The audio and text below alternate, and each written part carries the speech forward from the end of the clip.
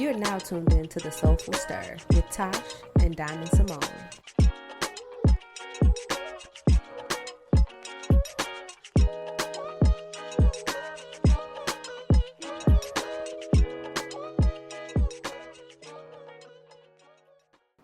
Okay, we live. Did y'all miss us? Happy Sunday, y'all. Happy Sunday. Welcome to another episode of the Soulful Stir. I'm Symoné. And it's Tash. Season 2. Season 2. Right back at you. And it's my favorite time of the year. And not because I like no holidays. It's because it's about to be Tash Day sooner than later. Yeah, it's about to be Diamond Day first. So yes. We're December children and children of December. Absolutely. It's the best time of the year for me too, for that reason. I'm also not a big holiday person. I do like the fellowship of it. I know we talked about that last episode, but I don't really care for all of the performance and things around the holidays. I'm straight on it, well, you know. Speaking of fellowship, I finally got duped, talked into, manipulated into going to Atlanta for Christmas. So I will be gone. And it's weird because I actually hate doing that. But I don't know why I opened my mouth and said something. My mama was like, that's a good idea. And my sister was like, please, please. And then I had to think about it like, just to, in a quick aside, today is my nephew's birthday. He would have been 22. Happy birthday, Raekwon. But I was getting ready to say that this is our first Christmas without him and his brother. So I just kind of felt like compelled to finally just like go home. Like I'm gonna go. And it's not really home, but I'm gonna go home. Home is where my mama is. That's what I always say. Home is where your mama is. And so I'm gonna go to be with my family. Some of them, because the rest of them are here. But I'm gonna go do that. But then I was talking to my mom earlier, not just about the Christmas, but I was like, I think I'm gonna be gone pretty much half of December. Like literally. I literally leave on your birthday, and when I come back, I'm in the city for like 24 to 48 hours max, and then I'm leaving again. I mean, it's nothing wrong with that. I've thought about taking a trip to a turnaround trip just to kind of get away and reset. I don't think there's anything wrong with that. I'm going on a trip, and then I'm coming back. I'm going for Christmas, and then I come back, and then it's like 2 days until my birthday. So I'm trying to figure out, like, I don't like traveling on my birthday, so I'm trying to decide, like, am I actually going to go somewhere for my Definitely birthday? Not traveling on my birthday. And if I am going to do it, like, am I going to leave out on the 28th? Am I going to leave out and just make it a trip on leave on the 30th? Like, what am I going to do? I don't really know, but that's all I'm doing. And I'm just, I literally just been booking travel.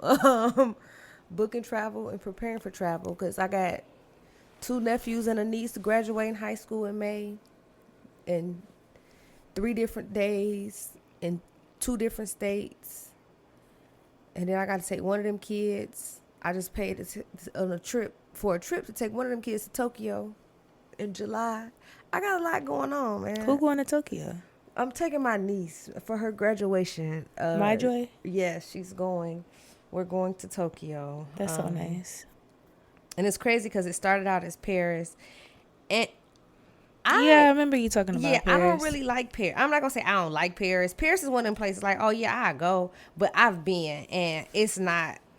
I've heard it's not what it's cracked up to be. Yeah, it's not what we think it is. Yeah, I wasn't really pressed. And it's not really a place for, like, a teenager, in my opinion. Like, I'm not saying that the kids didn't have fun when we went, but, like, it ain't just fun. But me and my best friend were just talking about something else one day, and I was like, yeah. She was like, well, maybe we should take the kids to Tokyo. And I was like, yeah, that's a good idea. But eventually I started talking to my Joy about it, and she was like, that's actually my bucket list trip. You know what I'm saying? And that's so crazy. Like, we're so in sync. It was like, she was like, that's the only trip I really want to go on. She's like, that's my like trip. She's like, I don't care about nothing. I was like, what do you want to do? She's like, I don't care about whatever we do. She's like, you're taking me to Tokyo. I'm just grateful. That's it. So like, I actually found some good deals yesterday book and travel, them Black Friday deals or whatnot. So I was able to put together and curate us a nice little trip. And I think it's just a lot more teenage friendly. Like Paris is somewhere you take people that are of drinking age, in my opinion. You know what I'm saying? Because you want to explore the wines. You want to go to the nice cafes. You want to do all that stuff.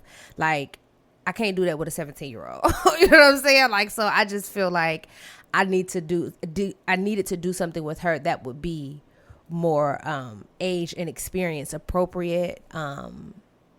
And so we're going to Tokyo. We're going to do some streetcar racing, go to some amusement parks because they have like Disneyland and Disney Sea. Like it's an experience. Like, what is Disney Sea? Well, so I thought it was a water park. That's what I told my joy, and that was a lie. So last night I actually got on TikTok, and which is crazy because when I travel, I highly use TikTok because it works. But I got on TikTok to explore, I literally typed in, what do you do with a 17-year-old in Tokyo? And they were like, you can go to Disneyland, Disney Sea. They were talking about the packages because the parks are literally right next to each other. So I'm thinking one is a water park. Well, no. Disney Sea is a more adult version of Disneyland. They said Disneyland is it's family friendly and it's a dry park. So they have more of the teacups and all that stuff, but they're like, it's more classic Disney. So if you're looking for like Disney princesses and all that kind of stuff, that's, the movies that we grew up on. That type of amusement park.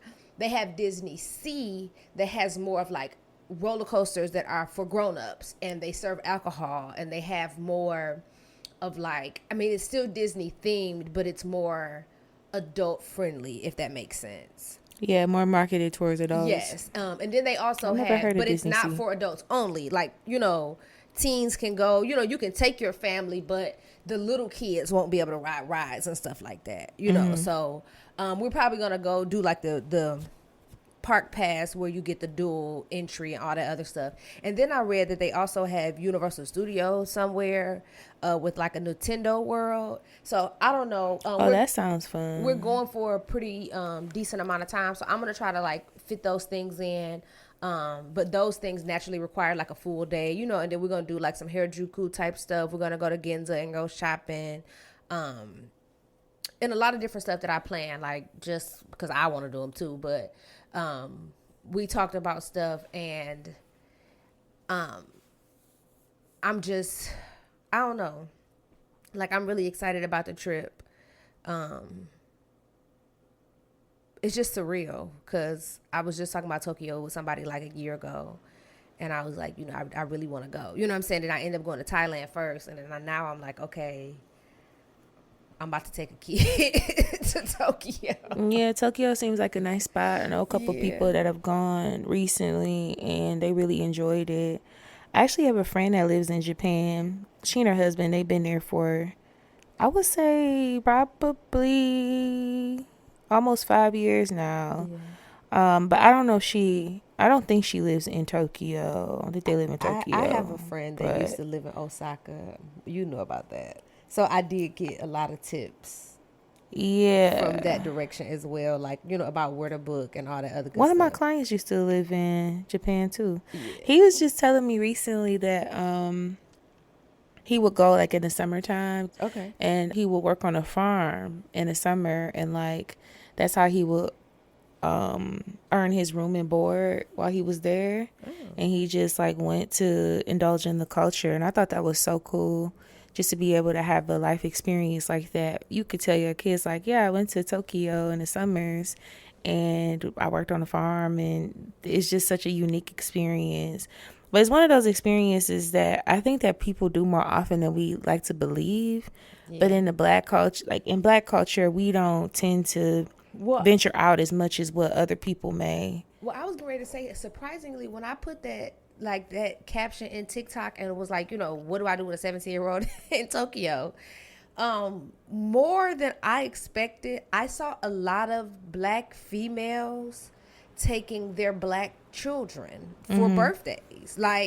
different That's refreshing. creator accounts were like, no, I took my son, like, you know, single moms, like, I took my son to Tokyo for his 17th birthday. These are the things that we did. And that's when I started getting ideas about what to do with her on the trip, because it was like, okay, you know, like, this is weird, not weird, but this is really interesting. Like, this is really what I expect to see, what I don't expect to see, but I expect to see it. Like, I like to see, and I want to see those great representations. I don't want to have to feel like I'm going somewhere to experience something and I get there and it's not, you know, like what I expected. It's good to see other people. And that's why I think I enjoy Thailand so much, is because I heavily anticipated going, because once again, because of TikTok, I was able to see like the amount of black people and black culture, you know, and so much stuff that was going on, and how accepted black people were going to be. Yeah. It made me look forward to the trip and actually, you know, heavily anticipate it. And I think the only issue I'm having with this trip, I did want to go. I found out that they have Carnival in Tokyo, but it's usually, I think, in like September. And I want to go to. They don't be dressed like us. Yeah, that's what I'm saying. I want to go to experience that to see what it was, because I told you some of the best Jamaican food I had, like, you know, restaurant Jamaican food that I had in Thailand.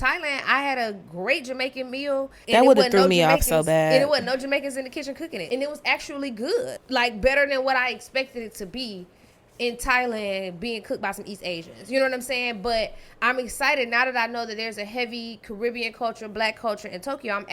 I want to go see it. Yes, I want to immerse myself in traditional Japanese culture, because that's a part of going on a trip. So we're going to do a lot of fun stuff, but we're also going to experience, like, I want to take her to Mount Fuji and, you know, do some different stuff. And we couldn't do it later to include the Carnival in our trip, because she's actually going to college this year or next year. So this was kind of our trip, you know, for graduation and before she went to college. So I'm excited. I'm really looking forward to it. There are a lot of YNs in Japan. Unfortunately, I did see that on TikTok. So wow, who knew? Yeah, but they have a pretty high population. But so. Asian cultures are very safe. Like, you know, as far as like, there's usually a heavy police presence, but still low crime. You know, like they're usually. I heard it's totally different, and the streets are much cleaner, and just the way that they have created life and functionality around like cleanliness and community is really, really dope. Yes, in that's Japan. What I want to experience. That's what I want to see too. Yeah. It's definitely on one of my places to go. I don't want to like necessarily like thrive in Tokyo. Like, I would actually want to go like somewhere outside that's like a little bit more calm, because when I think of Tokyo suburbs that they had like really nice travel deals on. But because I'm going with her, like if this were like a trip with me and my girls, we probably would have like done a lot of hopping.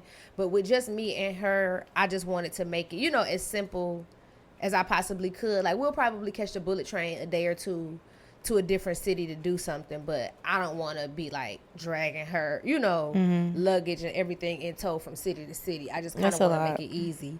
But it's so funny because I always laugh because she's so much like me. I told her, I was like, girl, I'm so excited. I was like, we could do some traditional matcha ceremonies. I was like, you know, they'll let us dress up in kimonos and we can make matcha. And I was like, we could drink our own matcha. And she was like, girl, it's nasty. I'm not drinking it. And I was like, but you don't like matcha? I was like, I love matcha. And she was like, I'll make it. We can go to the ceremony, but I'm not drinking it. And I just laughed because it's so funny, because no matter what I tried to say to convince her, like, come on, just try it. She like, no, I don't like it. And I was like, Michael, you got to have a good one, like with some strawberry flavor or something. Like, it'll be really good. She's like, no, but we can do it. Let's have the experience. She's like, I don't want to rob you of that experience, man, but I don't want to drink it. And I'm like, girl, I love matcha. Cool. Well, just to jump into what's been new for me, I wrapped up my second fellowship this year, which it's given me a lot more free time than I thought that I was gonna have. I don't know, like looking back on my calendar for this year, like it's been pretty insane. It's been, and I've talked about that too on the pod, having days and weekends where it was just nonstop jam-packed things to do. And so wrapping up this last fellowship has taken a lot off my plate. However, you know, I'm always just moving things around and moving them into place. So now I'm walking into this new season of continuing to welcome new opportunities. I had a really dope media opportunity with a very well-known maternal and infant health organization here in Detroit. And so I am looking forward to that airing and seeing the final project of that. And then also I made some new doula connections, like just across the board. I've made new clients, acquired new clients and building relationships with them. But then also made some really solid connections within the maternal and infant health space. So I'm really excited to kick off the new year and really get to work and get into the nooks and crannies of this work that I'm already in the nooks and crannies of it, but I think that it's just about to take a uptake for, is it uptake or uptake? Uptake for it's gonna take an uptake. It's gonna take an uptake for the year though, seriously. So I'm looking forward to that. I do want to jump into mind, body, and balance just to share like something really quick. The importance of stretching in the winter, especially. I remember seeing this video a while ago with Erykah Badu. She was just talking about how the body is like a machine and you have to keep it well oiled. And she was like, stretching every day is one way that she keeps her body well oiled. And I was thinking about that, like now especially in the winter months when, you know, you get a little bit more stiff. Here in Detroit, it gets obviously really cold and snowy. It snowed today, and I walked outside and was like, oh my God, unbelievable every season that it snows. But it's really important for us, especially as we increase in age and we grow and we keep growing big and strong. It's important for us to keep stretching daily. Even if you just get 5 minutes in, 10 minutes, it's going to make such a difference in your day. And so it helps to increase flexibility and strength and also circulation in the body. But I've also found that stretching for me is like, it's calming, it's grounding. And that's what a lot of people get from it as well, just doing it on a daily. So as soon as I wake up, I try to hit the ground and just get a nice little stretch in to get my body oiled for the day. So I hope that y'all can listen to this and think of it in that way. Like, use stretching as your oil for the day. Like the Tin Man from The Wiz. And speaking of, did you see Wicked? Absolutely not. Don't, girl. Oh, you don't like Wicked? That's not, no, ma'am. That's not even, no. I enjoyed it. I'm not even interested. Well, I saw I've Wicked. seen it live. I it. saw it live when I was in law school because a friend of mine had like a ticket. It was just like at like a little theater, some little adaptation in Montgomery. I saw it because I was invited for that reason, but not because I was interested. So you know I'm a lover of the arts. I've never seen Wicked live though. I've only seen the movie. I do want to see it live to get a nice comparison to the Broadway feature in the film. But I liked the film. It was really good. Since you haven't seen the film, it's not a lot that we could talk about, and I know you're never gonna watch it.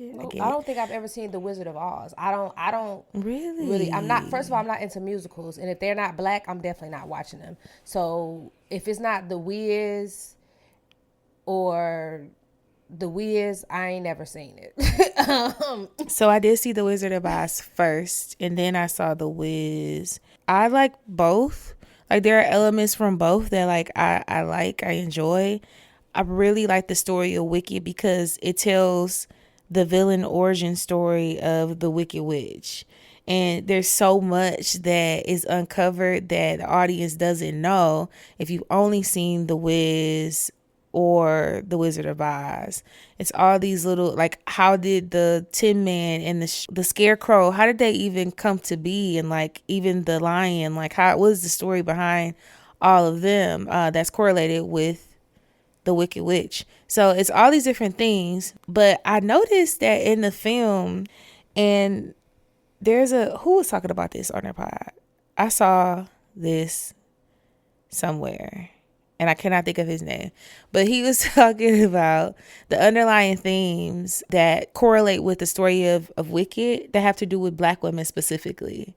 and the ways that we are turned into the villain in people's stories, or how we have to go through tragedy and go through all of these trials and tribulations and even go as far as being exiled to be able to get some peace.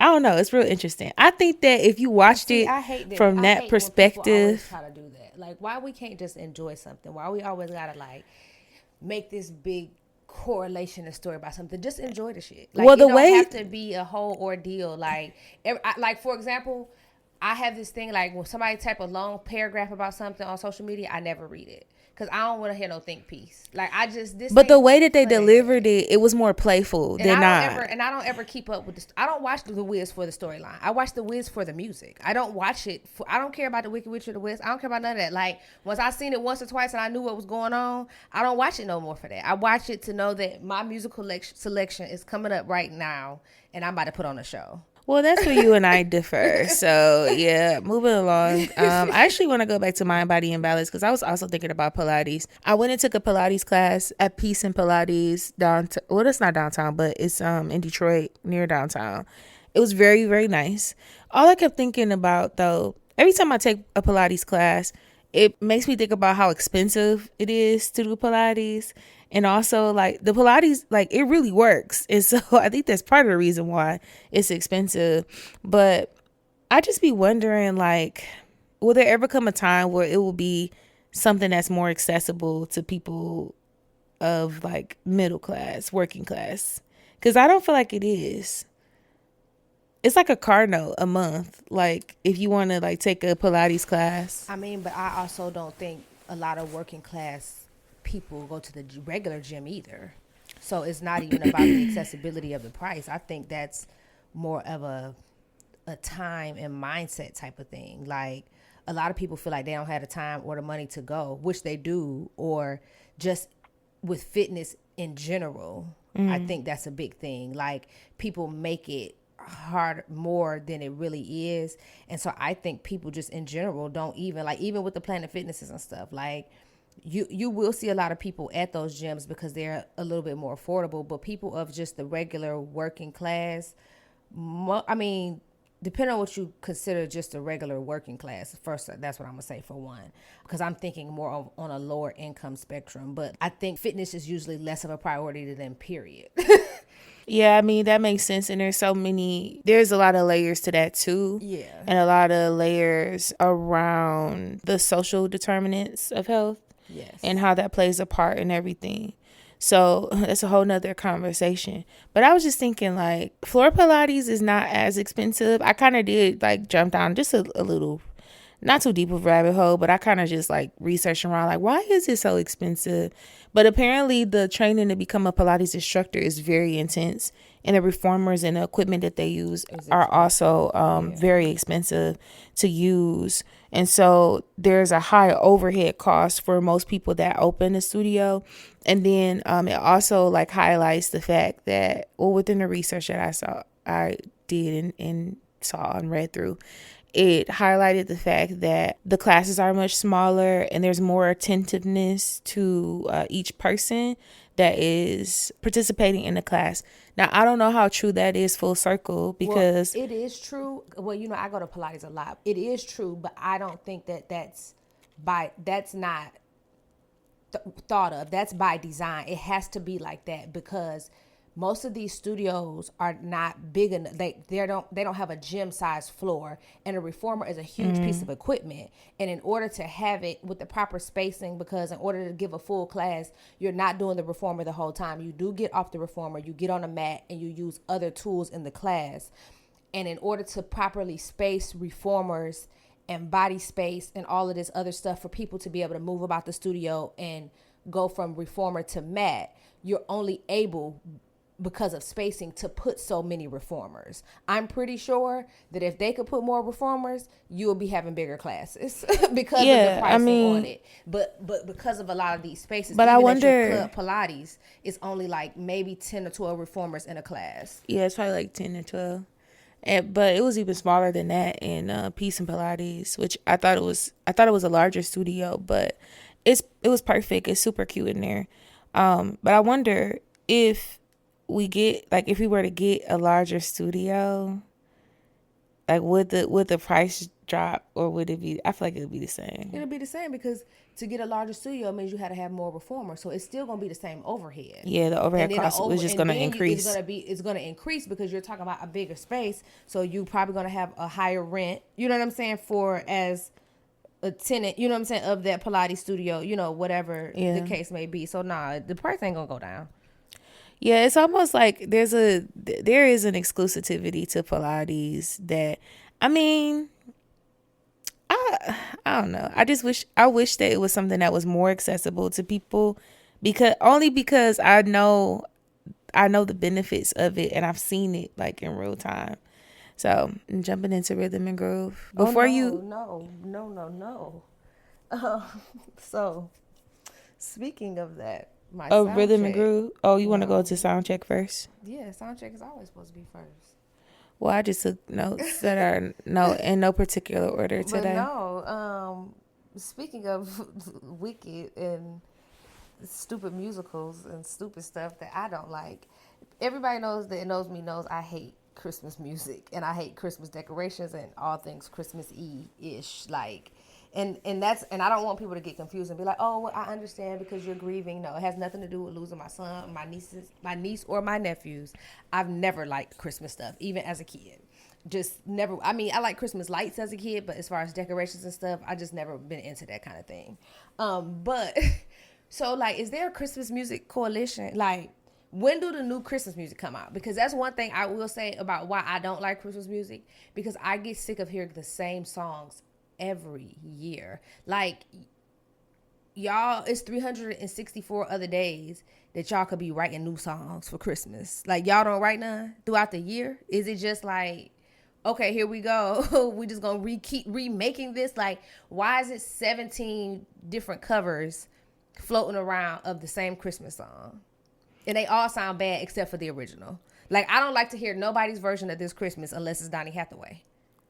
Yeah, I feel like that about a lot of songs, like remakes. I'm not a fan of like too many remakes. Like even something like Santa Baby, it got to be Eartha Kitt for me. I don't want to hear Kylie Minogue or all these other white girls and whoever. I don't want to hear Tamar Braxton's version of it. I don't want to hear nobody but Eartha Kitt. Okay.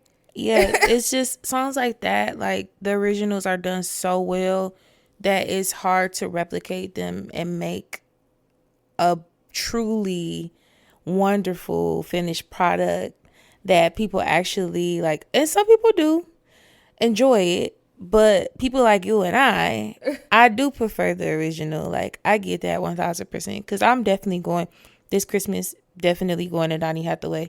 No shade to Chris Brown's version. Exactly. It sounds good. It sounds great. Temptations Christmas. I like want to hear Donny Hathaway's. Wonder.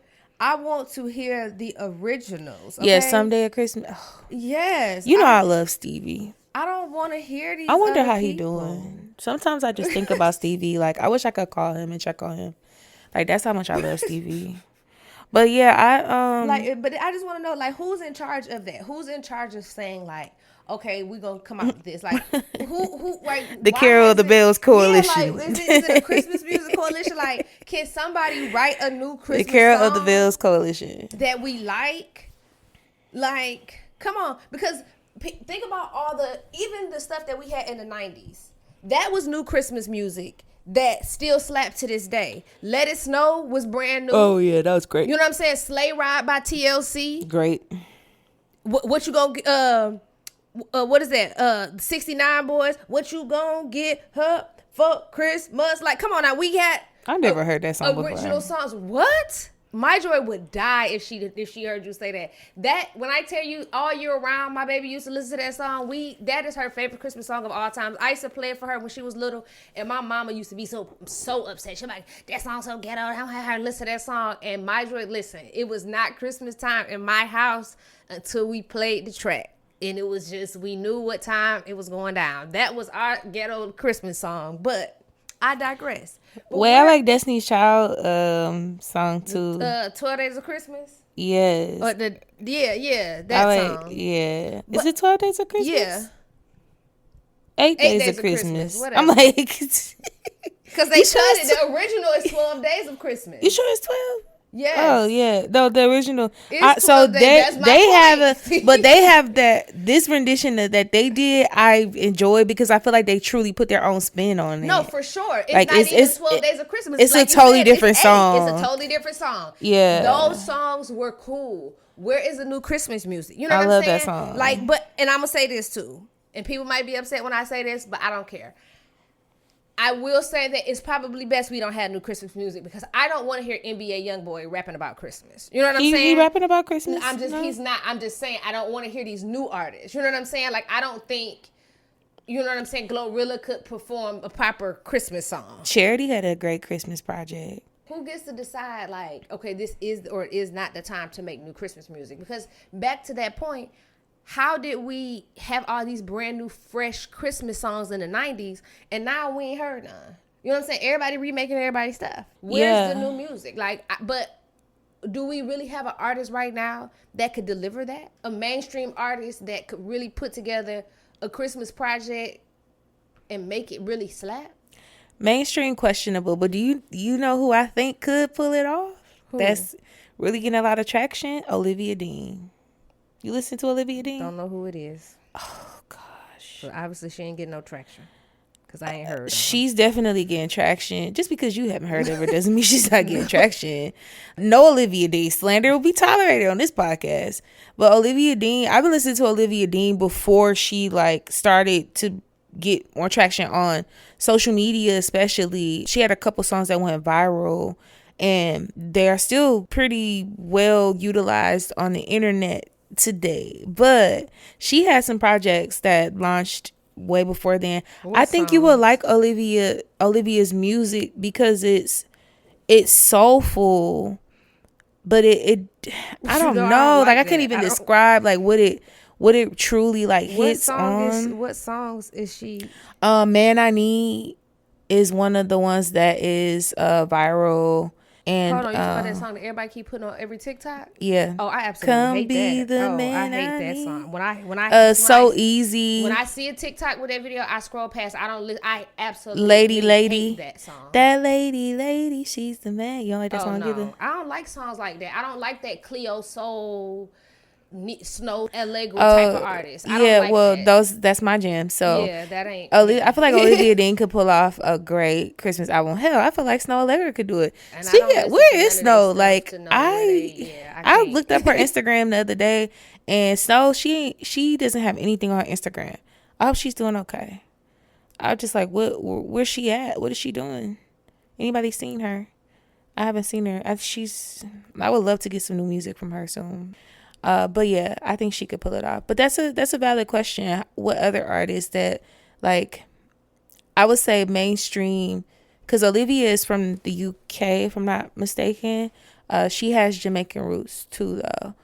But I'm thinking like, what mainstream artists? I'm looking at some artists in my phone. I'm thinking about what about Leon Thomas? No, because I'm thinking about when I say mainstream, it has to be somebody that's versed. You're pulling artists that in my opinion, that stay in one type of lane. When I think about great Christmas albums, like a Temptations Christmas album or a Jackson 5, they got to have very upbeat songs as well as some ballads and slow songs. It can't just be a soulful Christmas. Like them soulful songs had some beat, they had some upbeat. Like you're gonna have to give me like some really fast, like some, Santa Claus is coming to town types vibes, and then you got to give me some low vibes too. Like it got to be mixed. You can't just. Okay, what about Key Glock?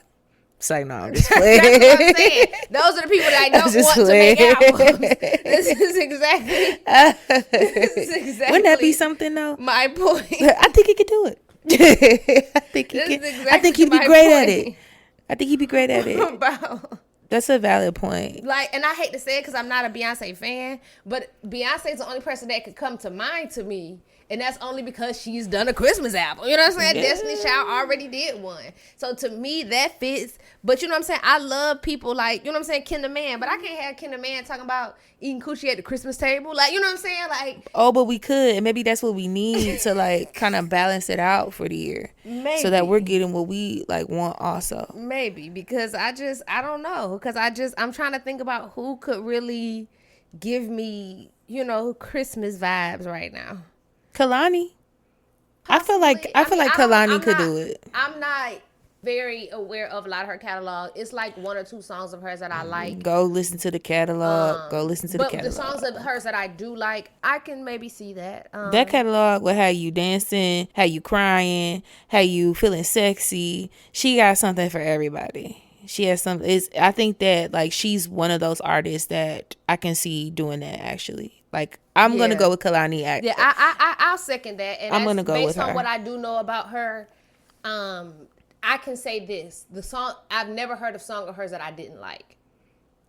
Yeah, Kalani, she be. I haven't heard many, but the ones I do, and y'all know I'm very critical. Okay, but every song of hers that I do like, I mean that I have her, I like. I don't like that other song by that boy that he made about Kalani. I hate that song. Somebody made that song about her, and I didn't know that he was a boy. You know that song, "Bad Just Like Kalani Is." It's a boy. It's like somebody else singing that song. Yeah, I hate that song. I know what she's talking about. Yeah, I hate that song. Yeah. Yeah. Well, we got I guess artists getting your Christmas bags. Saddle up the sleighs. Getting your Christmas bags. Okay. What are we jumping into next? Rhythm and groove. Okay, well, before you get your topic off, I just got a quick question. What? Hunch, marry, or kill? I was thinking about this on the way over here. Who? Lance Gross, Skepta, Kofi. Do you know who Skepta is? Absolutely not. I knew you wasn't gonna know who Skepta is. I mean, I know he's an artist because I've heard him on like some other people's music, but I've never seen him before. Yeah, well, hold your wig down. Cause it's about to blow your mind. People be seeing him now and they be like, who is that? Who is this? And I be like, y'all don't know who Skepta is? Hold on. I'm finding a picture. You could just scroll. Regardless of what he looks like. Before I even look at this picture, I'm already upset because the options are ass, in my opinion. But continue. How are the options ass? Because what's wrong with Lance Gross? I think I don't just for one, and I don't people don't get your panties in a bunch. I'm about to ruffle some feathers, but I am not typically attracted to dark skinned men. I don't care for a darker man. Not saying I don't find them fine, and not saying that I haven't dated some, but that's not my go-to. And so I say that to say, with somebody like him, I would look past the looks, and everything I know about him makes me not like him because I think he's like a lame ass nigga. And then I also think Lance Gross. I also think Kofi is a lame ass nigga because he came out with all that stupid ass non-monogamy stuff. So like no matter what that Skepta was after the that show, huh? But yeah, so no matter what Skepta look like, all of these options is ass, in my opinion. Like you gotta give me a little bit more to work with. Okay. Because I would never choose none of these. I would. Like if you gonna give me somebody dark skin like that, you gotta give me a what's his name? I'm about to mess the man name up. Hold on, let me look it up before I lie and say it's something crazy. Oh, hold on, that's what the name of the movie was. Cause he fine, and I can't believe I can't remember his name because I'm a big Moonlight fan.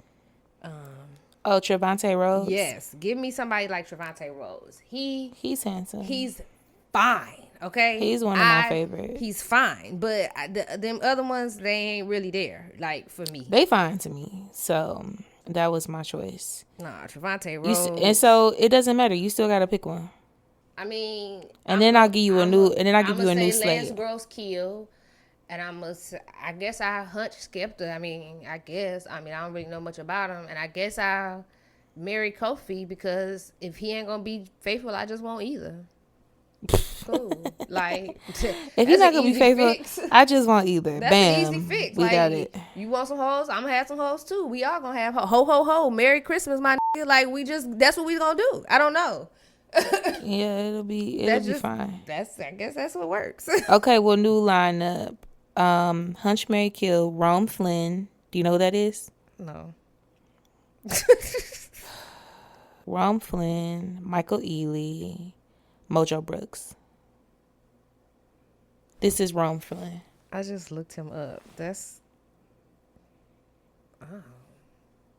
crazy because then you give me some light skin. That's not my type either, but Mojo Brooks is definitely your type. I love him. No, I love him. That's how he was gonna automatically get married. Like I done told y'all on this podcast, like I'm manifesting me and Mojo gonna meet. That's either we gonna be homeboy and homegirl, or he gonna be my side. It's gonna be one of the two. They gonna be hunching. So Mojo Brooks obviously marry. Michael Ealy killed, and I hunched Rome Flynn. You don't like Michael Ealy? No, he too much of a pretty boy to me. Like them green eyes, like, and once again, I can't separate him from. He just gives me these very pretentious vibes, like.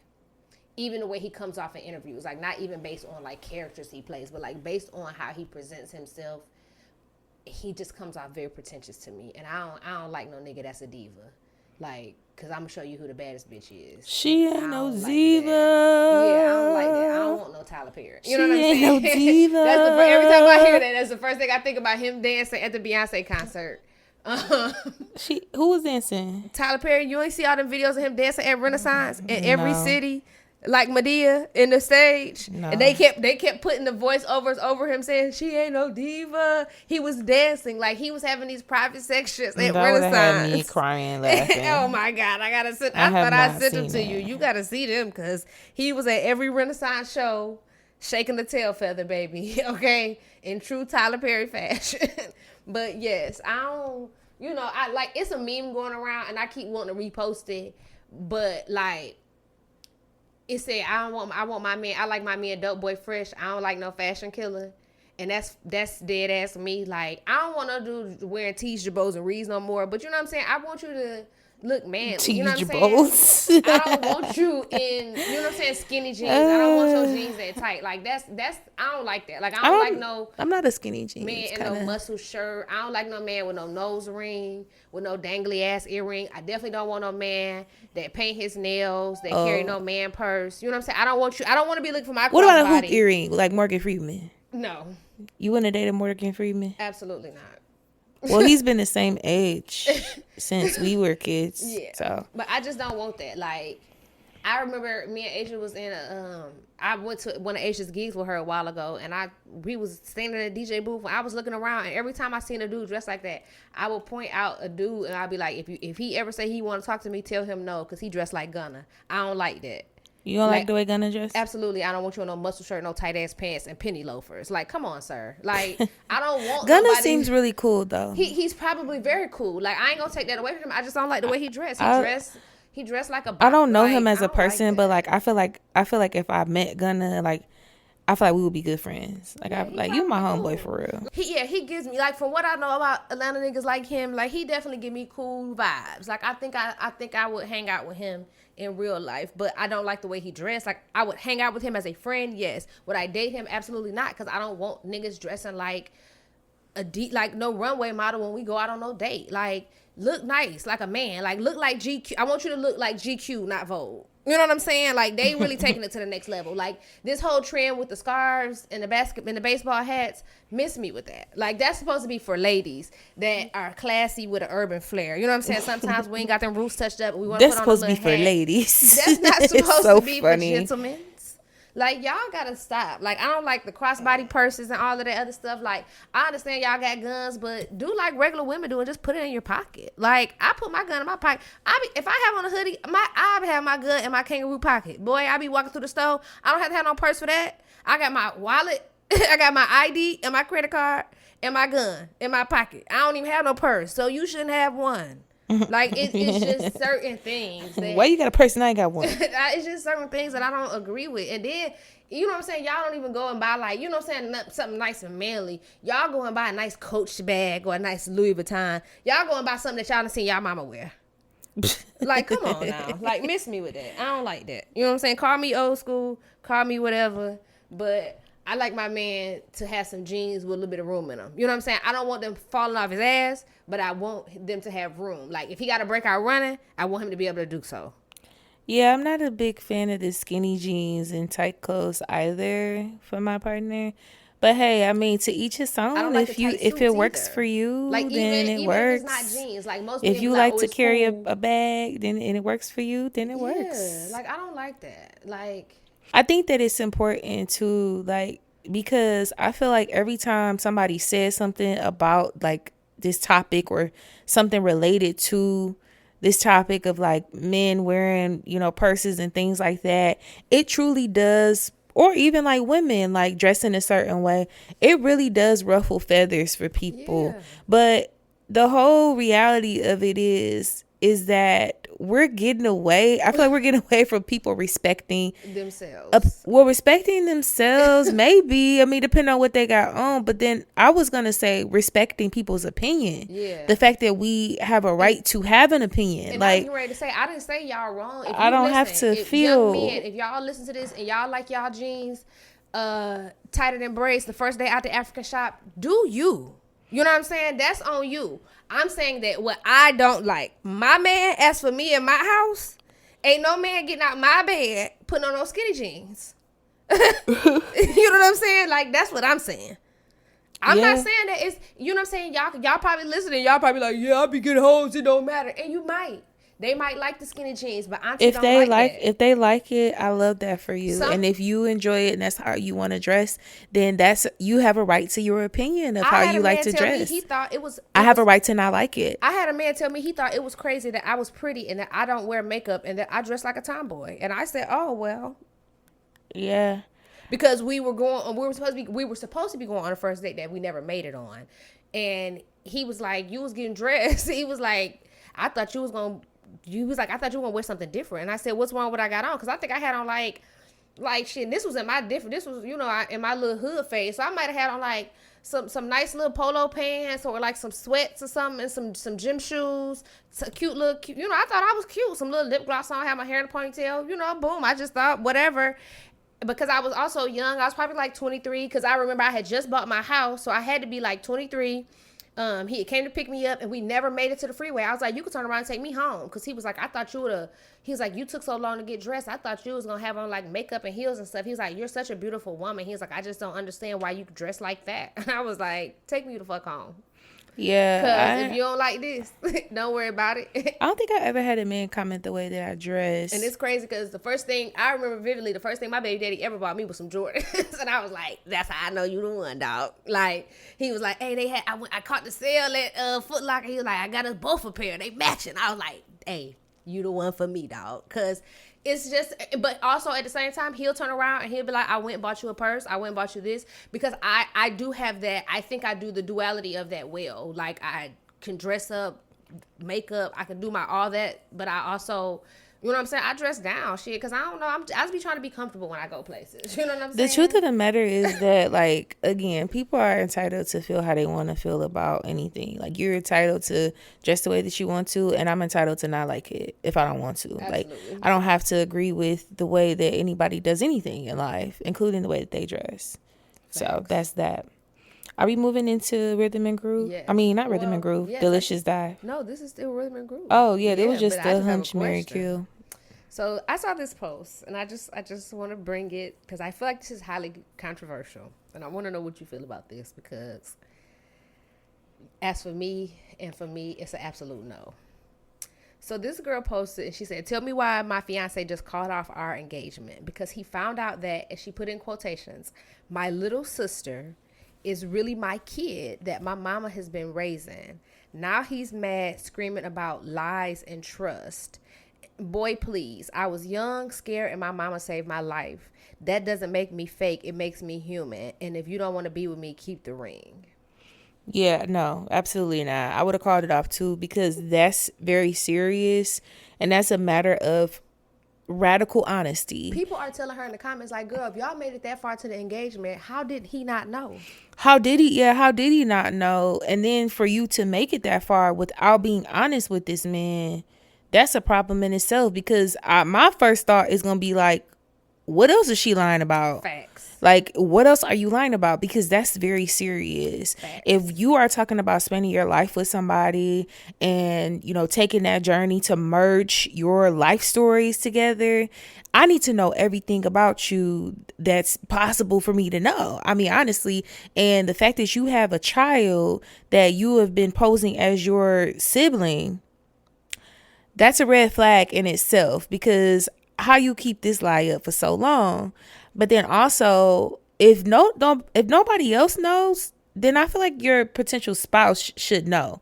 That's not something you hide from somebody and Because be at like, this point in oh, the well, if game- he could keep the ring, like, you got some nerve. But at this You got point in the some game, nerve. If y'all about to be engaged and you at that point, why aren't y'all getting her? Why you ain't taking care of your kid? You just gonna let your mama keep taking care of her? Yeah, Like like, I know somebody personally who was in that situation, who was victimized as a young girl. She had a baby from the situation. Her mom raised the kid until she finished college. When she finished college and she got her somewhere to live, she went back and got her child. yeah, no. But she was also not being raised as a sister. So that's, I think, my mind, it goes to moving 1,000 degrees because she didn't say, and I didn't get into the comments of it to see if people asked her. But did he just think she was your little sister, or did you say that this was your little sister? You see what I'm saying? Because now that becomes an issue for me. It's like, it's more than just one lie, because the girl that I personally know, she was never, they were never passing her daughter off as her sister. It was, this is your mom. I'm just raising you because I'm your grandmama until your mama, because she young, whatever. So now that's my question is like, did you introduce this man and say this was your little sister? You know what I'm saying? Like, are y'all just keeping this going? Yeah, like, what's the dynamic here? There's a lot of missing pieces, and see, these are the type of situations that make you want to get on the phone with said person on the internet. Like, can I give you a call? I just want to know more about this story. Yes, because what is actually going on? Like, why doesn't he know this by now? And why haven't you gotten your child at this point? Like, that, no, absolutely no. He did the right thing. I hope that type of love never finds him again. And I hope that he finds somebody that is honest with him. And I hope that she can come to the point of being honest with herself in the whole situation, because obviously she's not. If you're still at the point where you're still lying about this, like, what's really going on? I think you have bigger fish to fry, bigger things to worry about than getting engaged to somebody that you haven't allowed the opportunity to know your real story. That is so crazy to me. And give him an option to choose whether he wants to deal with that or not. Like, I'm all for, don't make a decision for me on my behalf. Give me the option to choose whether I want to deal with something or not. Yes. This is no different. It's no different. I hate that happen. I hate that happen, and it's so crazy because it's just like, could have been avoided. What? Like, you know what I'm saying? Why are you past it? Like, and it could have been avoided. And you're mad that he's upset, and you don't, because when she said he's talking about lies and trust, she put lies and trust in quotations, like she doesn't, like, it's a joke to her that he feels that his trust has been betrayed. But it has been deeply. Yes. Girl, what? Because my question is, what were you going to do if he never found this out right now? Were y'all going to get married and your daughter will continue to live with your mom as your sister? What was going to happen when your mama passed away? Like, were you know what I'm saying? Were we going to take her in and raise her as our sister now? Was she going to be our daughter now? Like, how do I not know that the woman that I'm about to marry is, you know what I'm saying? Like, it says a lot about her character full circle too, because you're willing to take things that far to where you're also compromising and damaging a young child in the process. Yes, like, you have no regard for the child's feelings in anything. Like, you just not gonna tell her. You just gonna keep this whole thing going, huh? And like you said, what is gonna happen when her mom is no longer able to take care of the child? You know, do you tell her then? Do you just keep it a story? And then them the type of situations where she go off, get married to this man, have a whole nother family, and still got this little sister, quote unquote. Like, no, absolutely not. He did the right thing. Stuff that we talked about this last season on an earlier episode about quit not being honest about familial ties. Yes, we did. Because that is one of those things that I'm thinking about, because she never disclosed the daughter's age, which, she could very well be older, you know what I'm saying? Or she could be younger. We don't know. But I will say this. Like we said, she goes out and marries this man, have some more kids. And then your little sister or your daughter is out having kids. How do we know that these kids ain't going to mix and mingle and realize that this is my uncle, this is my aunt. Yeah. You know what I'm saying? Like, they might be the same age, and how do you know that they ain't gonna start dating or something? Like, life is just crazy. It's and so you out many here unknowns. not acknowledging your kids. People just out here playing. Like, you out here playing. Wild. Stop it. And especially as a woman, because, like, you know, we hear that more often with men, like, oh, not being honest about how many kids they got and stuff. But come on now. Yeah. Like, you got to do better than that. I didn't like that. I hate that for him. Like, because he actually, you know, was trying to, and I don't know the dynamics of their relationship, but to take the step to, you know, want to merge your life with somebody else's, to propose to this girl, you know, to have intentions on spending the rest of your life with this person. That's taking it pretty far. And they are somebody totally different than you expected them to be, or you were told that they were, or you knew them to be. That's a big thing. Yeah, it's heartbreaking. And then with her watering down his feelings too. Yeah, that's really. You just told us all we need to know about you. Yeah. Well, speaking of things that we shouldn't do, jumping into the delicious dive. I know we talked about, you know, taking a different route for holiday meals this year because of the state of the world and the economy. But I also just want to remind people, like, we waste a lot of food in America, especially. But we waste a lot of food that we shouldn't be wasting, especially at a time like this. So now that we're over the hump of Thanksgiving, I just want to encourage people to not waste their leftovers.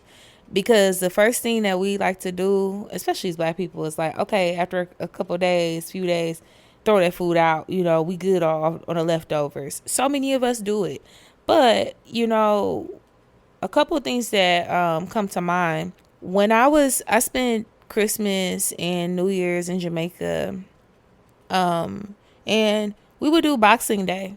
Right after the holiday, you box up your food, give it to the less fortunate. Yeah. And so they will have meals as well. That's an option. The other option is to freeze your leftovers. If you got a deep freezer and some freezer safe dishes, Ziploc bags, you could freeze that food for a rainy day. I'm sorry, pause. I have to add my legal take into this. I understand where you're going with this, but in a lot of cities now, it is illegal to pass out food to the homeless.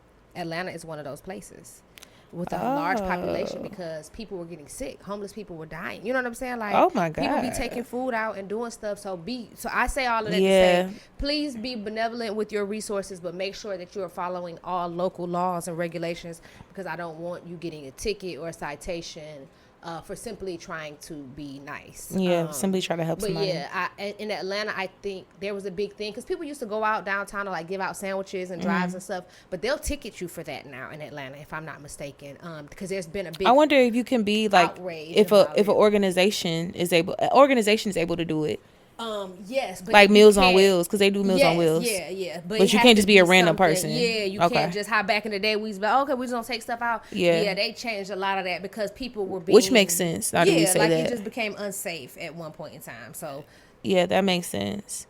Well, they didn't have those laws in Jamaica, at least at the time that I was there for Christmas and New Year. So those are some options. You could put your food in deep freezer, or okay, you can re-rock some of that food and make a whole nother meal with it. So I've been seeing people make like a turkey pot pie with like their leftover turkey. We always did that growing up. That's but see, I don't eat leftovers anyway, so I'm not gonna say nothing because I throw it. My mom used to do that. She used to make like in the morning. They used to make like turkey stuff, like, you know what I'm saying, like turkey and stuff, like different stuff. Or she used to make like turkey salad, like, you know, different stuff. We made turkey club yesterday. Yeah. It was pretty good. Turkey sandwiches, turkey pot pies. You can make stock from the turkey. Take all the bones and make you a nice turkey stock. And you can actually can that and store it for a rainy day. I also saw this couple, they had made turkey noodle soup with like some fresh vegetables and stuff. They took the turkey stock and made it and canned it for a rainy day. So, all of that to say, don't waste your food. Don't just throw it away in the trash can. It's plenty of things that you can do with it. And there's plenty of recipes and people that are making content around saving food and being resourceful, being creative with the food that you have in your fridge. So I encourage you to look for those content creators and those videos. So yeah, that's my spiel. You heard it here first from Granny. Don't waste that food. We got a confession today, y'all. I'm excited. We haven't had a confession in a while. I know. This is funny too, because we were just talking about the way, that we prefer people to dress, that we are attracted to or not to dress. And this is kind of in line with that. So, hey ladies, love the pod and looking forward to all that's in store for season 2. I'm sending this confession in for some advice. I recently started dating this guy and I like him a lot. He's really sweet, creative, attentive, and just an all-around good time. Things are going well, except for one thing. I hate the way this man dresses. Sometimes the fits are cool, but most times he's dressed like a toddler figuring out their style for the first time. The truth is that this really bothers me, and I'm trying to figure out how to tell him and how to go about encouraging him to switch it up a bit without intruding on something that he takes so much pride in. What would y'all do? Well, I told you from the beginning, I wouldn't have dated him anyway. We wouldn't have went after the first date. I'm sorry. I try to be better, but it's just some stuff I feel like at a certain age, I'm not about to teach no grown person. And we wouldn't have went on the first date because I'm not giving nobody. And if he's that bad of a dresser, let me say this. Now, it depends on how they met. Because if I met you and you was dressed like that, you're definitely not getting my number. You know what I'm saying? Yeah. But maybe y'all met and he was like, in gym clothes or something a few times and y'all went out. But I definitely, I'm going to say it like this. If I got duped into dating him and I didn't know he couldn't dress and I found out after the fact, our next outing would definitely be to the mall. And I would start picking out the stuff for him. And I would start teaching him like how to dress for his body type, for the seasons, for events, and things of that nature. Yeah, no, I think that's a good strategy to take on. It is difficult though, because like they said in the entry, this is something that, a lot of people take pride in, dressing, being creative in that way. And so how do you navigate that, without making someone feel bad or like you're intruding or trying to control them and control, how they're dressing? I think I would start just by like asking questions to get a feel of like where they get their inspiration for their style. Like, who are some of your favorite designers? Or like, who do you go to for like style inspo? Like, how did you put together the outfit that you had on our first date out of curiosity? That's where I would start. That's too much work. We going to the mall and I'm about to, let's pick out some stuff. Yeah, that's where I would start though, just to kind of lighten the conversation. But then I feel like there comes a time where you just got to say it. Like, look. That's what I do. We'll be having those conversations in the mall. Like, as we walking around, eating our Auntie Anne's pretzels, I'll be like, so, which sounds really good. Right? I'll be like, let's go to Macy's. I'm like, what kind of stuff you like to get? I'm like, I never, we never been shopping before. Let me see what kind of stuff you like to pick out. I'm like, oh, okay. Well, have you ever thought about this? Because I think these look nice on you. And we're going to come out of there with something, because I'm not doing this no more. Yeah. My family going to talk about you. Yeah. I mean, my family will talk about you too. They're not going to, my family may not, depending on who you get, they may or may not talk about you to your face. It depends on what you got on. But I'm for damn sure going to hear about it after the fact. Like, so, who's this new guy you did? What he got on? It's going to be a whole thing. So, I think those are pretty solid strategies to kind of go about it. But it's one of those things you just got to rip the Band-Aid off. Yeah. I don't think there's no like real nice way of going about it. If it's something that really bothers you and you can't really see yourself dating this person, like moving forward, because it bothers you that bad, say something. And like, we don't know how receptive they're going to be to the conversation either. They might actually be open to it, you know, more open than what we like to believe. So that's something to also consider. But yeah, thanks for sending in that entry. It's very, very timely for what we talked about today. You got anything for the sanctuary scoop, Tash? I do not. Okay. I don't think I have anything either, except for our usual. Okay. Always follow us on everything at the Soulful Stir. TikTok, Instagram, YouTube. All of our episodes are on YouTube and, of course, uploaded to the podcast streaming platforms. Tag a friend. Tell your cousin. Tell your mamas, your daddies, your spouses, whoever wants to listen or likes to listen to podcasts and is looking for a new pod to explore. I think we got plenty of content for them to catch up on, and then jumping into season 2 as well. That's funny that you said that. Somebody was like, oh yeah, because I've been listening to y'all podcast, and they like, I think I'm caught up. I don't listen to quite a few episodes. I said it's 33. And it was like 33, and so you ain't caught up. So you're not caught, and that's okay. That's okay. Just go back and replay them, and we appreciate every stream and every share. And yeah, we're looking forward to kicking off this season 2 the right way. Tag us in any content that you want us to talk about too, and feel free to send us any topics, and also keep the confessions rolling in. This helps us with content and reviews. Let me not forget about reviews. Reviews are very helpful too, especially on Apple Podcasts. They have a review section. Just leave us a review, comment on YouTube. But other than that, this has been a really nice first episode of season 2. Thanks for tuning in to another episode of The Soulful Stir. Over and out.